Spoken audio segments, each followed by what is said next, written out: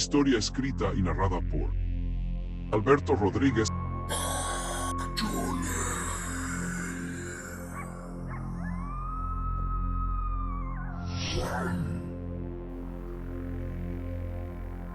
En los bosques, entre sus vastas dimensiones, albergan muchos misterios, anomalías que pueden ser tanto mágicas como escalofriantes. Gentes que han tenido la fortuna de internarse en alguno de ellos y salir vivos, aseguran que tienen vida. Cuentan que seres extraños muy pequeños les impedían salir de ellos. Incluso la misma vegetación les cerraba los caminos llevándolos por donde ellos querían. Caminaban horas y horas y siempre llegaban al mismo lugar, los hacían ir en círculos. La misma brújula dejaba de funcionar misteriosamente. Fuerzas extrañas manipulaban su naturaleza para protegerla de invasores furtivos. No les permitían escapar, sobre todo cazadores y a quienes le hacían daño, como taladores de árboles o mineros. Muchos de ellos recibían un castigo ejemplar, los perdían en su inmensidad, hasta que la fiebre verde los invadía enloqueciendo de terror al presenciar cosas inimaginables. Entonces morían con sus propios miedos. Con el tiempo todo eso fue quedando en el olvido. Algunos ni siquiera se daban por enterados de estas leyendas, al ser gentes que emigraban de otros lugares. Además no creían en historias fantasiosas, por eso se fueron reubicando entre esos bosques, sobre todo rancherías de granjeros y ganaderos. Esta historia en particular se refiere a José o Pepe, como solían decirle sus amistades de confianza. Una vez que levantó su pequeño rancho con madera de los pinos del bosque, se mudaron a ese lugar. Quería vivir tranquilo criando vacas, borregos, gallinas y todo tipo de animales domésticos. Mariela, su esposa, y sus dos pequeños hijos Luisito y Lupita también estaban felices. El nuevo cambio les vendría muy bien. No imaginaron que vivir ahí salía muy caro, sobre todo aquel que dañara el hábitat de la naturaleza, y ellos habían cortado muchos pinos para tomar su madera. Habían hecho enojar a los habitantes mágicos del bosque, sus protectores, y pronto se hicieron notar. Esa noche de entre los árboles se escuchaban lamentos, pareciera que el mismo bosque estaba llorando. Fuertes vientos agitaban sus ramas y en ocasiones parecía que de ellas salían risas escalofriantes. Todo eso no dejó dormir a la familia. Aunque pensaban que era algo natural en los bosques, nunca habían presenciado nada parecido. Por fortuna sus animales estaban protegidos en los corrales y en el granero. Aún así se veían inquietos, como que presentían el mal. Toda la noche fue así. El viento y sus extraños lamentos no cesaron.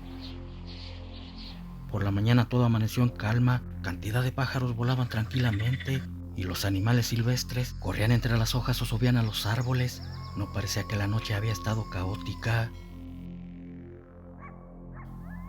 Después de ese suceso, los demás días fueron tranquilos, no pasó ninguna anomalía, ya hasta habían olvidado lo de esa noche, pensaron que solo fue cosa de la naturaleza, con un repentino cambio climático.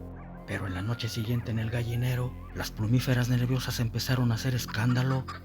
Su exasperante cacaraqueo alebrestaron a otros animales y el escándalo no se hizo esperar. Pepe no hizo caso, pensando que se estaban peleando entre las gallinas y se volvió a dormir. Al otro día, en cuanto se levantó, fue a revisar los gallineros. La sangre se le heló cuando vio 3 cabezas tiradas de ellas, entre plumas regadas.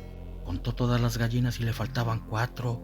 No había rastros de ellas, solamente las enterregadas cabezas. Revisó los alrededores y nada. Imaginó que habían sido lobos o coyotes quienes se las habían llevado. Esos eran los riesgos de vivir en pleno monte. En la siguiente noche no se escuchaba ningún ruido. Los animales descansaban tranquilamente. De repente un escalofriante berrido hizo saltar de la cama a José. Las gallinas también empezaron a cacaraquear. Pepe, prevenido por lo que venía sucediendo anteriormente, tenía su escopeta a un lado. La tomó y salió pronto para cazar a quien estuviera devorando a sus animales. Al llegar, lo único que vio fue un borrego desvivido en el corral. Luego de revisar bien sus animales, notó que faltaba otro. Se lo habían llevado. Pero ¿qué animal sería capaz de hacerlo sin dejar rastro? Porque no había nada. Era la segunda vez que lo atacaban y no tenía idea de quiénes o qué eran los atacantes. Pero no se quedaría con los brazos cruzados. En la noche vigilaría los corrales y cazaría a esos carroñeros. Después de enterrar al borrego fue al pueblo por víveres y cartuchos para su escopeta. No sabía a lo que se enfrentarían y debía estar preparado. Al entrar a la tienda, el tendero le preguntó que si era nuevo por estos lugares y en dónde vivía. Cuando Pepe le respondió, el hombre le dijo que tuviera mucho cuidado. Miles de cosas se decían de estos lares. En esa zona del bosque donde se habían ubicado, existían seres protectores de la naturaleza y eran muy vengativos. Los duendes podrían ser buenos, pero existían otros muy malignos. De esos bosques se contaban muchas historias en desapariciones, de gente que le hacía daño a la naturaleza. Sobre todo se decía que estaban malditos y si él había hecho algo que los molestara, estaba en peligro junto con su familia. Pepe no dijo nada, tomó sus cosas y se marchó, pensando que eran leyendas de gente supersticiosa. Sin embargo, aunque estaban sucediendo anomalías en su rancho, no creía en esas cosas. Ya por la noche improvisó un escondrijo donde se ocultaría para vigilar sus animales. Desde ahí podría ver cualquier movimiento o si entraba algo del bosque. Pasaron unas horas y nada, pero alrededor de las 12 escuchó los gritos de sus hijos. Fue rápido a su habitación. Cuando llegó los encontró asustados. Le contaron que dos pequeños seres estaban en la habitación. Su aspecto era horrible, parecían ancianos de orejas grandes y picudas, con un sombrero enorme y puntiagudo, de no más de medio metro de altura. Empezó a creer lo que le dijo el tendero y sintió escalofríos. Una cosa era que se llevaran las gallinas y otra muy diferente, que quisieran llevarse a sus hijos. Entonces puso jaulas como trampas alrededor de su rancho. Pensó que con eso atraparía a esos malévolos duendes. Esperó toda la noche en su habitación sin salir para no arruinar su plan. Pero en la mañana cuando revisó las trampas, solo había gallinas en ellas. Los duendes las habían metido. Malditas entidades eran malévolamente inteligentes. Sin embargo, aún no conocían del todo su maldad. A esas alturas solo estaban jugando con ellos. Faltaba lo más terrorífico. Ese mismo día en la tarde, al estar jugando su hijo cerca de los corrales, vio una moneda de oro tirada en la tierra frente a él. La tomó, luego apareció otra y otra. Muchas aparecían formando un caminito hacia el bosque, pero no se veía a quién las estaba poniendo, solas estaban apareciendo. El muchachito fue cogiéndolas una por una hasta perderse en el bosque. Cuando José se dio cuenta que había desaparecido, alarmado siguió las huellas pero ya no lo encontró. Los duendes se lo habían llevado. Aunque él pensaba que podría ser un animal grande, por eso siguió buscando durante más tiempo, pero llegaron a un punto donde ya no se les permitió continuar. Las ramas de los árboles les cerraban el camino, era como si estuviesen vivos. Además de los copos salían murmullos, como diciéndoles que se fueran. Pese a que se negaban a abandonar la búsqueda, tuvieron que regresar o se perderían en ellos también. Por si fuera poco estaba anocheciendo, su hija se encontraba sola en casa y podría estar en peligro. María, la madre del muchacho, no tenía consuelo. ¿Cómo resignarse a perder a un hijo de esa manera por seres desconocidos venidos de otro mundo? Vecinos rancheros se les unieron, dijeron que ellos también fueron atacados. Los duendes desaparecían sus animales, decían que el lugar estaba maldito, cobraba vida por las noches y para buscar a su hijo debía ser de día. Regresarían en la mañana para salir en su busca. No pensaron que quizás el mañana podría ser demasiado tarde. Ya por la noche, en la madrugada, José vigilaba afuera. Mariela permanecía en una habitación cuidando a su hija. No deseaba que se la llevaran como a Luisito, pero también temía por su vida y la de su esposo José. Lo que habitaba esos lugares era demasiado poderoso. Pensaba que lo mejor sería irse. El bosque no quería intrusos destructores de su hábitat y pensó decírselo a Pepe. De repente escuchó una risita malévola y vio que en la ventana estaban dos entidades grotescas. Eran como se las había descrito su hija, arrugados de la cara como ancianos, de nariz enorme, pequeños, con orejas grandes y picudas. Sus ojos brillantes la miraban con un odio fuera de lo común. Por inercia empezó a gritar asustada. Cuando Pepe llegó, alarmado le preguntó qué sucedía. Mariela no le respondió, estaba dopada, ida, con la mirada fija hacia el bosque. De su hija no había nada. No comprendía cómo pasaron sin ser vistos por él, si estaba vigilando el único acceso para poder llegar a las habitaciones. Tomó un vaso con agua y lo arrojó en el rostro de Mariela. Lo frío del agua la hizo reaccionar, entonces le dijo que dos duendes le habían arrebatado a su hija llevándosela. Sin perder tiempo se fueron tras ellos, rogándole a Dios que los ayudara para encontrarla. Esa noche se sentía más tenebrosa y oscura que las anteriores. ni con las potentes lámparas que llevaban podían escrutar los oscuros recovecos del bosque. Por si eso fuera poco, un viento inusual parecido al del primer día empezó a soplar. De pronto vio a un hombrecito desplazarse entre una vereda y sin pensarlo le disparó. Por la oscuridad no distinguió bien si dio en el blanco. Al querer hacerle otro disparo, la rama de un árbol bajó con fuerza y le tumbó la escopeta. Cualquier persona escéptica pensaría que el viento ocasionó ese movimiento, pero no, el árbol se había movido por sí solo, desarmando a Pepe. Parecía estar furioso. A José no le importó quedarse sin la escopeta, ni que el bosque tuviese vida. Cogió a su esposa de la mano y aún sintiendo miedo, continuaron la búsqueda. Los árboles con sus ramas amenazantes trataban de impedírselo. Sin embargo, era más el amor por su hija que cualquier miedo. Llegaron al pie del tronco de un viejo árbol. En él parecía haber una diminuta entrada, como una cueva, y al ras de ella estaba un puñado de monedas de oro. Pepe quiso tomarlas, pero la mano de Mariela se lo impidió. Nada de lo que esos entes ofrecieran solía ser bueno. La tentación de llevárselas era mucha, pero ahí las dejaron. Un presentimiento en el corazón de Mariela le decía que no debían tocarlas. Siguieron buscando y nada, hasta que cansados se rindieron y decidieron regresarse. Cuando volvieron a pasar por el mismo árbol seco, las monedas ya no estaban. Entonces vieron que de la pequeña cueva aparecía su hija toda enterregada. No podían creerlo, por alguna razón se la habían regresado, pero les llevaba un mensaje. Dijo que se fueran o los desaparecerían a todos. Sonará increíble, pero las monedas de oro era como un pago por la niña. Si las hayan tomado nunca la hubiesen dejado libre. A su hijo no lo regresaron, era el pago por los árboles que desvivieron para su rancho. Antes de irse quemaron todo lo construido con esa madera. Jamás olvidarían esa terrible experiencia. Amargamente se dieron cuenta que lo que se decía de los bosques era verdad. Eran mágicos y los habitantes seres malignos para los depredadores, pero benignos a su naturaleza.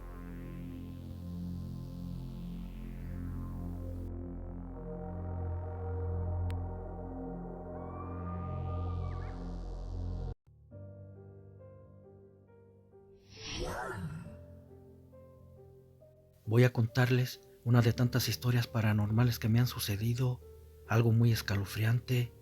Esto pasó ahora que recién falleció un amigo de mi esposo. Este hombre nunca me cayó bien, tenía la sangre de chinche, demasiado pesada. El muchacho nunca me hizo nada, es más, ni siquiera cruzaba palabra conmigo. Me caía tan mal que me repugnaba nomás de verlo platicar con mi esposo.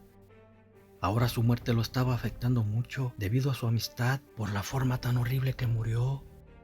Se me puso muy triste y aunque yo no quería, tuve que acompañarlo al velorio. Temía que fuera a pasarle algo cuando fuera manejando por su mal estado anímico. Cuando estuvimos en el velorio me paré a un lado de su ataúd. Quería verlo pero no pude. No abrieron la tapa del féretro porque le reconstruyeron toda la cara, ya que un camión de carga pesada le aplastó la cabeza. La esposa del muchacho estaba embarazada y dijo que el muchacho estaba emocionado. De hecho, en unos días le harían un ultrasonido y sabrían lo que sería su bebé. Él deseaba un hombrecito, por eso andaba muy nervioso y quizás eso influyó para causar el accidente por algún descuido. Vi que mi esposo se acercó y empezó a hablarle. Le dejó encima del ataúd algo que le iba a vender. En ese momento sentí un escalofrío recorrer toda mi espalda y un aliento muy frío en mi oreja, como si alguien me estuviera susurrando algo, pero creí que era por el triste ambiente que había, ya que todos estaban llorando y era muy normal sentir ese tipo de cosas. La ira, la tristeza, el sentimiento entre otros aflora en estos casos. Hasta el aire se sentía así, por eso no le di mucha importancia. Sin embargo, de repente una fuerte brisa me llegó por la espalda. Era tan fuerte que los cirios se apagaron. No obstante, sentía como si alguien me quisiera aventar hacia el cadáver con el mismo aire. Desde ese momento empecé a sentir miedo, puesto que no había posibilidades que fuera casualidad, ya que estábamos dentro de la funeraria y no entraba viento por ningún lado. Mi esposo lo notó y me dijo tratando de darme ánimos: "No te asustes, seguro mi amigo quería jugar una broma y fue a ti a quien le tocó porque no te caía bien". Sé que lo hizo para relajarme y sí, su comentario me tranquilizó un poco. pero se me había hecho muy extraño. Pensaba, ¿y si me quiere decir algo, ya que no me llevé bien con él? Pasó lo del entierro y ya en casa todo era normal, pero empecé a sentir muchas ganas de ir al baño. Toda la noche me daba mucha sed. Por las noches me levantaba con la boca seca, también sudorosa, y por más que quería aguantarme simplemente no podía. Cuando me levantaba veía como si algo corría a un lado de mí. Era una sombra. Creía que eran ratones. Les tengo fobia y les puse veneno, pero además de mi fobia por las ratas tengo una bebé chiquita y podrían morderla. Pasaron las semanas y el veneno seguía intacto. No se lo tragaban, lo cual era extraño porque las ratas tragan de todo y yo seguía viendo aquello correr cuando me levantaba. Se lo dije a mi esposo y para que ya no me levantara me llevó un cómodo y una botella de agua al cuarto, pensando que cuando me levantaba espantaba a los ratones, por eso no se comían el veneno. Esa era tal vez la razón por lo que estaba intacto. Así estuve casi por un mes. Un día mi esposo se despertó gritando, muy agitado: «A ella no, por favor, a ella no». Sus gritos me despertaron. Luego volteó a verme y me dijo: «Dime que no te pasará nada, dímelo». Asustada le dije: «Duérmete, prometo que no me pasará nada». Y como por arte de magia se volvió a quedar dormido. Al día siguiente le pregunté qué fue lo que había soñado, pero no recordó nada de lo que había pasado esa noche. Entonces creí que fui yo quien lo había soñado. Así pasó hasta que las cosas empezaron a cambiar, porque mi bebé no quería separarse de mí.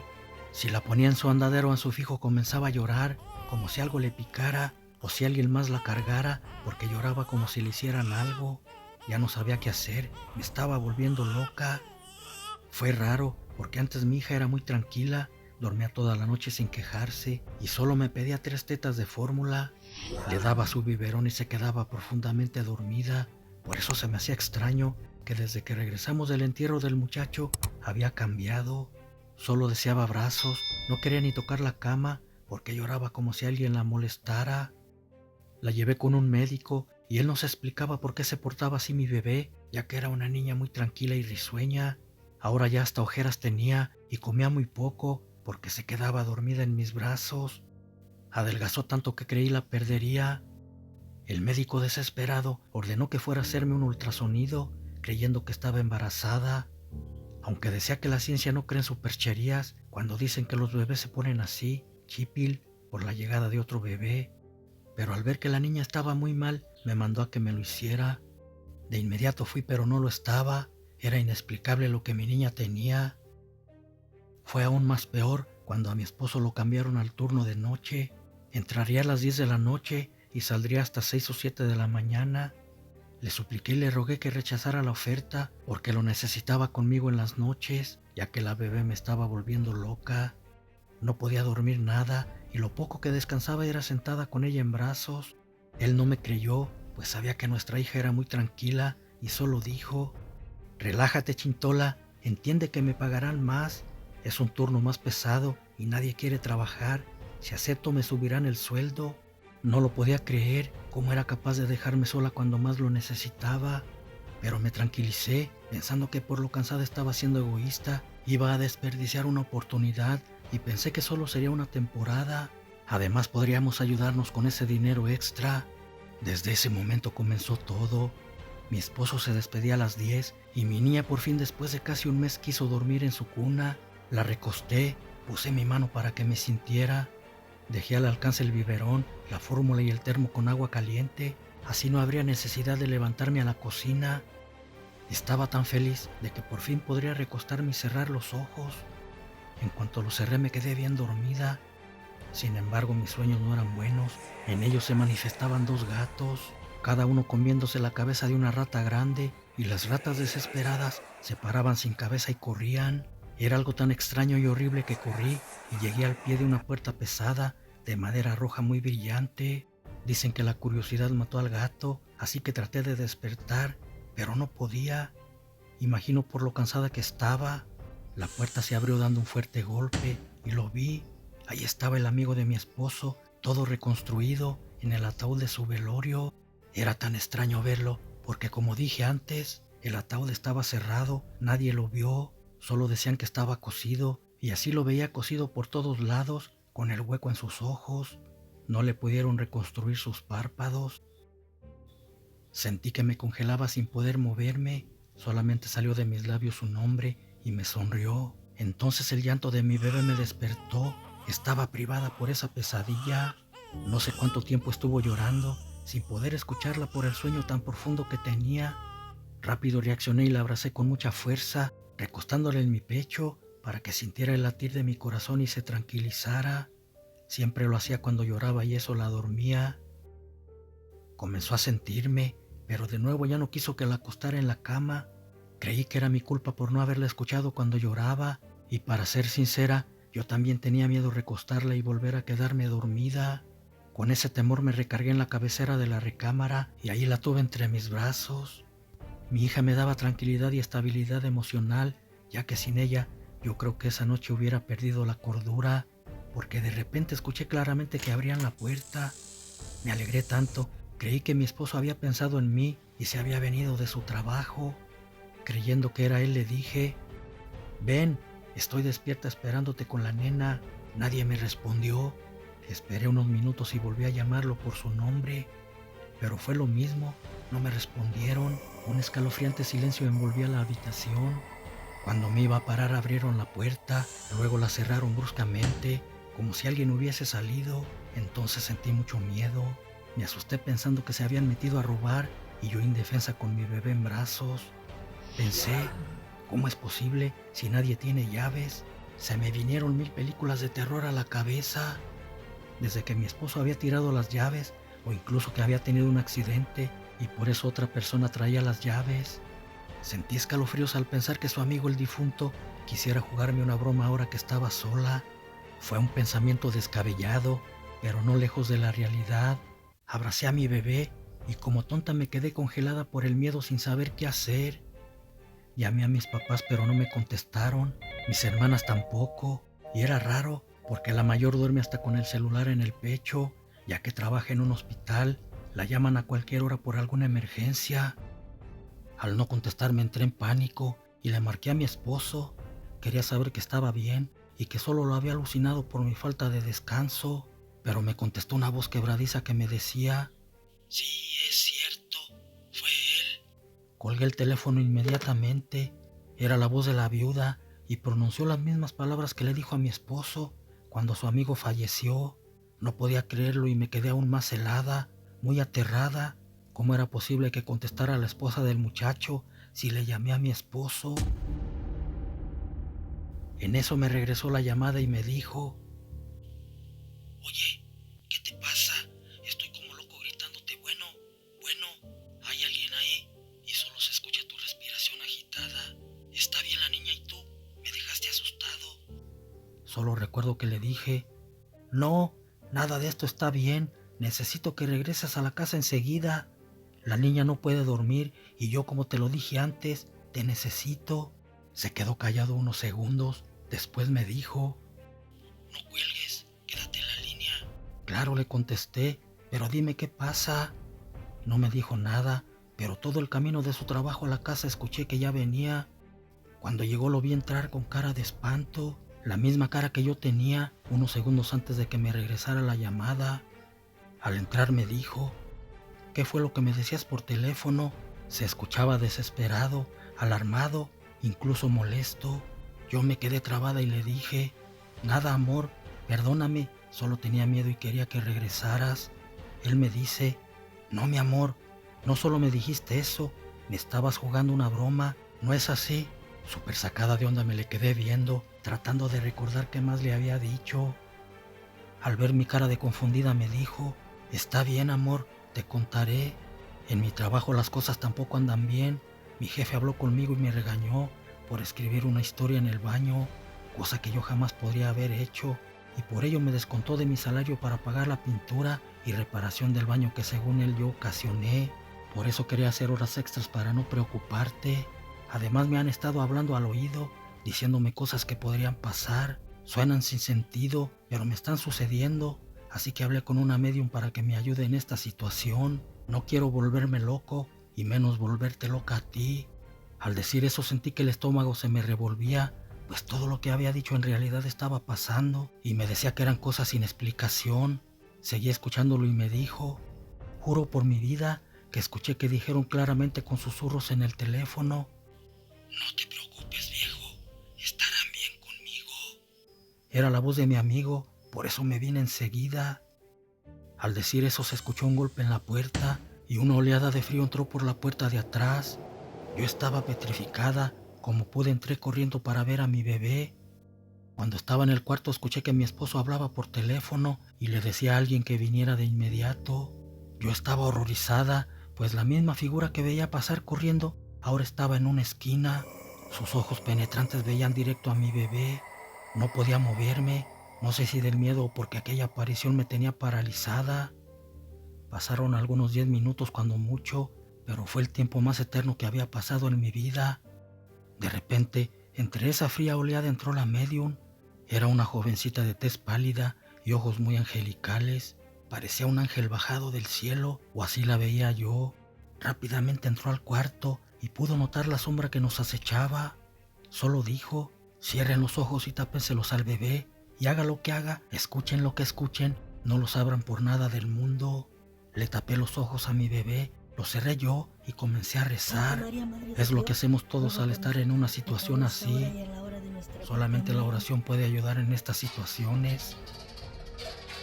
Se escuchaban peleas, gruñidos, lamentos, sollozos y llantos, de todo, pero no podía ver lo que estaba pasando con mis ojos cerrados, tampoco imaginarlo, porque en mi mente solo estaban mis rezos medios mochos, y juro que me lo sé al derecho y al revés, pero no podía recordarlo.